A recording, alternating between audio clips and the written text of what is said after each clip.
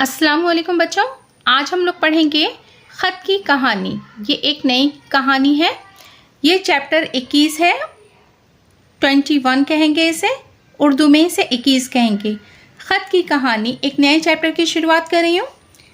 اب یہاں دیکھیں، خط اپنی زبانی اپنی کہانی سنا رہا ہے۔ میں ایک کورا کاغذ تھا۔ اسلم نے مجھے میز کی دراز سے نکالا اور اپنے بھائی اکرم کے نام خط لکھنا شروع کیا۔ پہلے بسم اللہ لکھی، پھر کچھ اکرم کا حال پوچھا، کچھ اپنا حال تحریر کیا۔ تحریر کے معنی ہے لکھنا۔ کچھ اپنا حال تحریر کیا۔ آخر میں امی ابو اور بہنوں کو سلام لکھا۔ ایک لفافے پر اکرم کا پتہ لکھ کر مجھے اس میں بند کر دیا۔ لفافے پر ٹکٹ لگایا۔ گلی کے موڑ پر لال لال لیٹر باکس تھا، مجھے اس میں ڈال دیا۔ میں لیٹر باکس میں پڑا رہا۔ دوسرے لوگ بھی اس میں اپنے خط ڈالتے گئے۔ اب میں اکیلا نہ تھا، بہت سے خط جمع ہو گئے تھے۔ 4 بجے بڑے ڈاک خانے سے ایک ڈاکیا آیا۔ اس نے لیٹر باکس کھولا، تمام خط نکال کر ایک تھیلے میں ڈالے اور تھیلے کو ڈاک خانے لے گیا۔ وہاں تمام خطوں کے ٹکٹوں پر ڈاک خانے کی مہر لگائی گئی۔ مہر پر تاریخ اور ڈاک خانے کا نام لکھا ہوا تھا۔ ٹکٹ پر مہر لگانے کا مطلب یہ تھا کہ یہ ٹکٹ استعمال ہو چکا ہے، اب اسے دوبارہ استعمال نہیں کیا جا سکتا۔ مہریں لگانے کے بعد مختلف شہروں کے خطوط چھانٹے گئے۔ خط کی جمع ہے خطوط۔ مہریں لگانے کے بعد مختلف شہروں کے خطوط چھانٹے گئے اور انہیں الگ الگ تھیلوں میں بند کر دیا گیا۔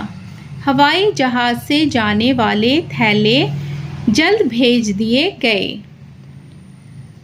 مہریں لگانے کے بعد مختلف شہروں کے خطوط چھانٹے گئے اور انہیں الگ الگ تھیلوں میں بند کر دیا گیا۔ ہوائی جہاز سے جانے والے تھیلے جلد بھیج دیے گئے۔ مجھے دہلی جانا تھا، اس لیے مجھے دہلی والے تھیلے میں بند کیا گیا۔ مجھے دہلی جانا تھا، اس لیے مجھے دہلی والے تھیلے میں بند کیا گیا۔ پھر وہ تھیلا ریل گاڑی کے ڈاک والے ڈبے میں پہنچا دیا گیا۔ جب ریل گاڑی دہلی پہنچی تو ڈاک کا تھیلا اتار کر بڑے ڈاک خانے میں پہنچایا گیا۔ وہاں مجھے اور دوسرے خطوں کو تھیلے سے نکالا گیا۔ خطوں پر مہر لگائی گئی۔ مہر پر دہلی پہنچنے کی تاریخ لکھی ہوئی تھی۔ پھر حلقوں اور محلوں کے خطوط چھانٹے گئے اور ڈاکیوں کو ڈاک تقسیم کی گئی۔ پھر حلقوں اور محلوں کے خطوط چھانٹے گئے اور ڈاکیوں کو ڈاک تقسیم کی گئی۔ ایک ڈاکیا مجھے بھی لے گیا، مجھے یعنی کہ خط کو۔ ایک ڈاکیا مجھے بھی لے گیا۔ پھر وہ ایک دروازے پر پہنچا، آواز دی۔ ایک لڑکے نے دروازہ کھولا۔ ڈاکیے نے مجھے اس کے ہاتھ میں دے دیا۔ وہ مجھے پا کر بہت خوش ہوا۔ میں سمجھ گیا کہ یہی اکرم ہے، میں اسی کے پاس بھیجا گیا ہوں۔ تم نے دیکھا کتنے لوگوں نے میری مدد کی، تب جا کر میں اکرم تک پہنچا۔ تم نے دیکھا کتنے لوگوں نے میری مدد کی، تب جا کر میں اکرم تک پہنچا۔ اب دیکھیں بچوں، ہم لوگ پڑھیں گے معنی و اشارات۔ معنی و اشارات میں دیکھیں، کورا کاغذ۔ کورا کاغذ کسے کہتے ہیں؟ سادہ کاغذ کو۔ وہ کاغذ جس پر کچھ بھی نہ لکھا ہو وہ کورا کاغذ کہلاتا ہے۔ کورا کاغذ یعنی کہ سادہ کاغذ۔ دراز، دراز کے معنی ہے کھانا۔ یہ کھانا، دراز باکس جو ہوتا ہے، کھانا उसी को कहते हैं दराज। बिस्मिल्लाह, अल्लाह के नाम से। बिस्मिल्लाह, अल्लाह के नाम से। तहरीर किया, लिखा। तहरीर किया के मानी देखिए है लिखा। डाकिया, डाकिया के मानी है देखिए डाक तकसीम करने वाला। पोस्टमैन, पोस्टमैन को क्या कहा जाता है? डाकिया। डाकिया के मानी है डाक तकसीम करने वाला, पोस्टमैन।